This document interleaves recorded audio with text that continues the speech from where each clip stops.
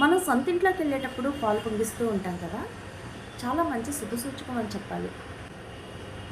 కానీ నేను చాలా సార్లు రెండింటికెళ్ళాను. అంతా కూడా పాలు పొంగిచ్చాను. ఒక్కొక్క దగ్గర బాగుంది. ఒక్కొక్క దగ్గర బాగలేదు. పర్లేదు. కానీ ఈసారి మాత్రం నాకెందుకో ఒకటనిపించింది. ఇదేం మన సొంత ఇల్లు కాదు గదా! రెంట్‌కే కదా ఉంటున్నాము. డబ్బులిచ్చి ఉంటున్నాము. మరి మనది కాని అప్పుడు నేనెందుకు పాలు పొంగించాలి?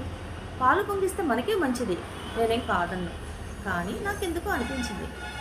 పాలు పొంగించకుండా జాయిన్ అవుదాం. అసలు ఏమవుతుంది చూద్దాం అని చెప్పేసి అడ్వాన్స్ ఇచ్చాను. లగేజ్‌ని కూడా తీసుకొచ్చేసాను. కానీ లగేజ్ ఏమీ సర్దుకోలేదు. అంతా పక్కనే పెట్టి హాయిగా నిద్రపోయాను. ఆ రోజు నైటు ఎంత నిద్ర పట్టింది అంటే చాలా బాగా నిద్ర పట్టింది. మరి తెలిసిపోతుంది. నిజంగా ఆ ఇంట్లో ఏదైనా నెగెటివ్ ఉంటే అప్పుడే తెలిసిపోతుంది. నాకైతే బాగా నిద్ర పట్టింది. మంచి నిద్ర బాగానే అనిపించింది. పర్లేదు ఈ ఇల్లు బాగుంది మనకి. అంటే మనకి పాజిటివ్‌గానే ఉంది.